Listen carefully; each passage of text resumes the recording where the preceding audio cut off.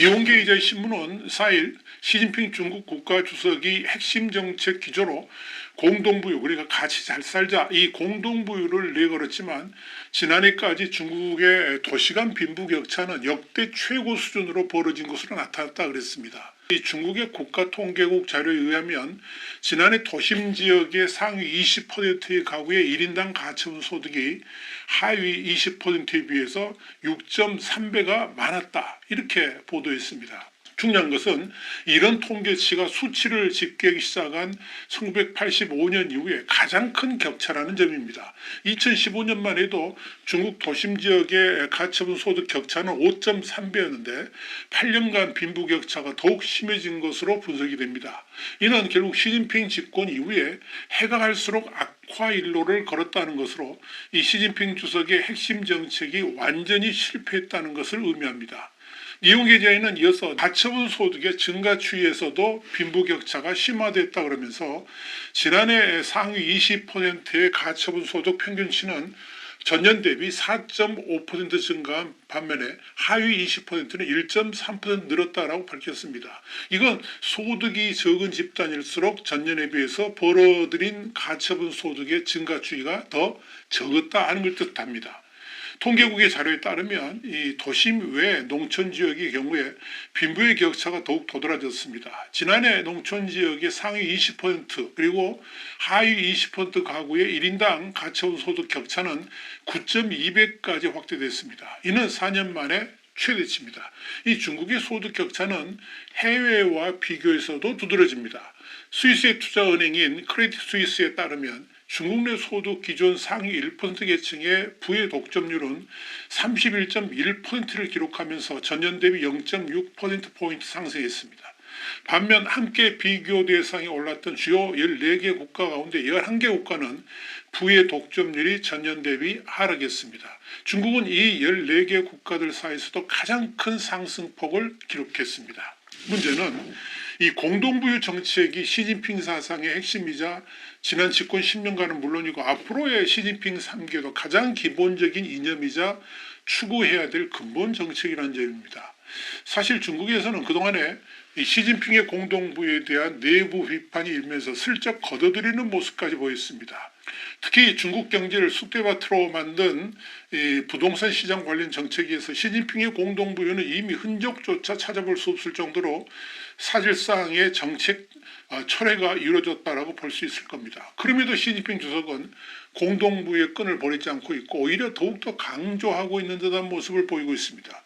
중국 공산당의 이론지인 치우스는 지난 8월 15일 발간된 2023년 16호에서 시진핑 주석이 지난 2월 신임 당 중앙위원과 하고 후보위원, 성당서기, 성장, 중앙부처 장관급 이상을 대상으로 한 연설문을 공개했는데요. 시 주석은 이 연설에서 공동부유는 장기적 사명이며 중국 부흥을 위해서 인내심과 회복력이 중요하다라고 역설한 바 있습니다.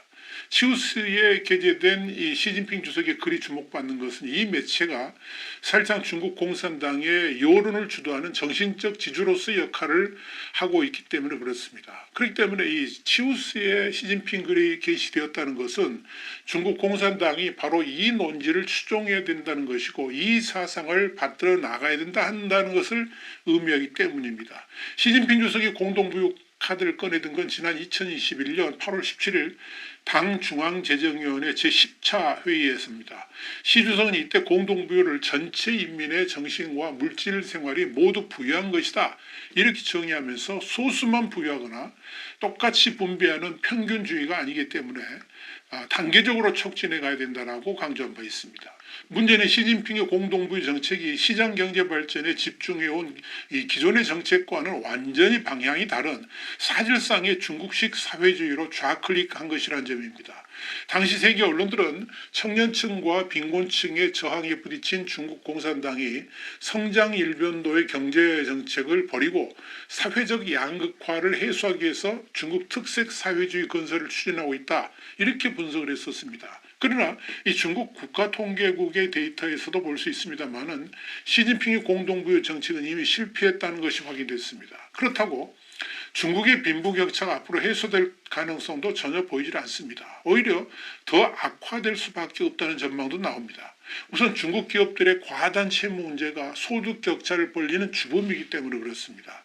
최근 부실 우려가 있는 기업들이 리파이낸싱으로 경영난을 버텨내고 있는 상황입니다. 그렇다 보니까 이들에게 돈을 내준 금융자산가들하고 일부 기업들의 경우에 막대한 이자 수익을 거둬들이고 있습니다.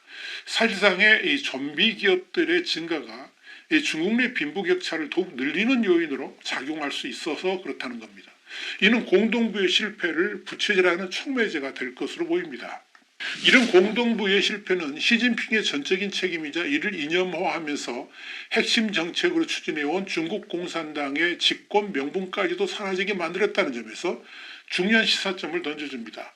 이런 점에서 보면 빈부격차의 확대는 공동부의 정책의 실패로 인한 것이고, 이는 중국이 개혁 개방을 추진하면서 제창했던 이 덩샤오핑 이래 추진해왔던 선부론, 그러니까 일부가 먼저 부유해진 다음에 이를 확산한다는 이 선부론을 폐기하고 경제발전의 수혜를 전 국민이 공유하자는 공부론을 지향했던 시진핑의 실패라고 할 수 있을 것입니다. 그렇기 때문에 빈부격차가 확대될수록 공산당 정권의 비판의 화살이 향할 수밖에 없습니다. 여기에 대해서 니온게이자이는 민간 기업에 대한 강압적인 정책을 취할 경우에 정작 중요한 경제 성장을 희생양으로 삼아야 한다 그러면서 양극화로 인한 사회 불안은 정권에 대한 비판으로 돌아올 수 있다라고 밝혔습니다. 그래서 불거지는 게 시진핑 책임론입니다. 이 때문에 이 시진핑과 지도부는 지금의 경제 상황이 디플레이션이라는 서방의 진단에 동의하지 않는다 그러면서 외부 세력이 중국 경제를 흔들 목적으로 불리한 경제 지표를 과장하고 있다라고 주장하기 시작했습니다.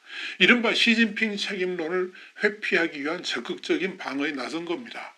리창총이도 지난 1일 베이징 인민대회당에서 크리스탈리나 게오르기에바 국제통화기금 총재를 만난 자리에서 올해 들어서 중국 경제가 지속해서 회복되고 있고 전반적인 회복이 좋아지고 있다, 이렇게 말했습니다. 이렇게 수출, 내수, 실업률 같은 각종 경제 지표가 일제히 위기 가능성을 가리키고 있지만 한국의 경제 회복 총력전으로 충분히 성장할 수 있다고 주장하고 있는 것입니다. 그러나 경제는 자신감만으로 해결되는 것이 아니라는 점을 잊지 말아야 됩니다. 많은 경제 전문가들이 중국 경제는 이미 깊은 수렁에 빠져 있고 앞으로 험난한 과정이 기다리고 있을 것이라는 것을 지적합니다. 이런 가운데 빈부격차라도 완화시키는 정책이 제대로 들어맞았더라면 공동부유를 위해서 경제성장 측면에서 약간의 희생이 필요했다라고 강변할 수 있겠지만 경제도 위기인데다가 빈부격차마저 더욱 악화됐다는 성적표는 시진핑의 책임론에 중국 공산당의 퇴출 필요성까지 제기될 수 있다는 점에서 이 시진핑과 중국 공산당이 위기의식을 느낄 수밖에 없는 것입니다. 이와 관련해서 블룸버그는 지난 1일 시진핑의 딜레마에 대한 중요한 지적을 했습니다. 시진핑은 아마도 1959년부터 1961년까지의 대약진 기근 이후에 마오쩌둥의 경험을 기억하고 있을 겁니다. 이 재앙으로 이 마오쩌둥의 신뢰도가 무너진 이후에 한 발 물러나서 실용주의자들에게 경제정책 결정을 맡게 했습니다. 그러나 곧 마오쩌둥은 이 결정을 후회하기 시작했는데 그 이유는 이후의 경제 회복으로 인해서 실용주의자들의 힘이 커졌기 때문입니다. 결국 마오는 이 정치적 지배권을 되찾기 위해서 1966년 이 문화대혁명을 일으켜야 했습니다. 시 주석의 또 다른 우려는 당이 지금 경제에 대해서 유턴할 경우에 자신의 기록이 암묵적으로 거부될 수 있다는 것입니다. 경제 생산의 약 60%, 일자리 창출의 90% 차지하는 민간 부분의 이 동물적 정신을 되살리기 위해서는 최소한의 규제 완화, 그리고 기업에 대한 차별 정책의 종식, 소비 중심의 경기 부양책이 포함되어야 됩니다. 국진민퇴 당연히 폐기돼야 되겠죠. 시진핑 주석의 안보 의제를 이행하기 위한 최근 조치들, 예를 들면 외국 컨설팅 업체에 대한 단속과 새로운 스파이 방지 캠페인은 해외에 기반을 둔 기업들의 두려움을 완화하기 위해서 중단되어야 될 것입니다. 미국과의 긴장을 더욱 완화한 것도 필요하겠죠. 그러나 이런 정책 조정은 당의 우월성에 대한 시 주석의 깊은 이념적 신념에 반할 뿐만 아니라 지난 10년간의 정책이 오늘날의 경제 수령에 책임이 있다는 것을 암시하게 됩니다. 결국 높은 실업률과 기회 부족으로 인한 사회 불안이 확산될 것입니다. 시간이 지남에 따라서 경제 침체는 허리띠를 졸라매고 특혜를 줄이는 것을 의미하기 때문에 체제 내부의 엘리트조차도 불만을 갖게 될 겁니다. 이런 상황에 대해서 블룸버그는 시진핑 주석이 마오쩌둥의 실수를 반복하고 있다고 짚었습니다. 1976년 9월 마오쩌둥이 사망했을 때 그는 빈곤한 국가, 충격에 빠진 당, 완전히 불신받는 공식 이데올로기를 남겼습니다. 후임자인 덩샤오핑은 개혁과 개방을 통해서 마오쩌둥의 유산을 해체해버렸고 이로 인해서 마오쩌둥은 실패한 지도자가 됐습니다. 그런데 시진핑이 바로 그 마오쩌둥의 실패한 길을 가고 있다는 것이 블룸버그의 지적이었습니다. 이런 상황에서 시진핑에게 쫓겨났던 리커창 전 총리가 퇴임 5개월 만에 모습을 드러냈습니다. 그런데 중국 인민들은 그의 모습에 환호를 했습니다. 리커창의 이런 공개 행보가 중국의 정치 상황에 어떤 의미를 던져주었을까요? 참으로 흥미로운 대목입니다. 와이탄 정세 분석이었습니다. 감사합니다.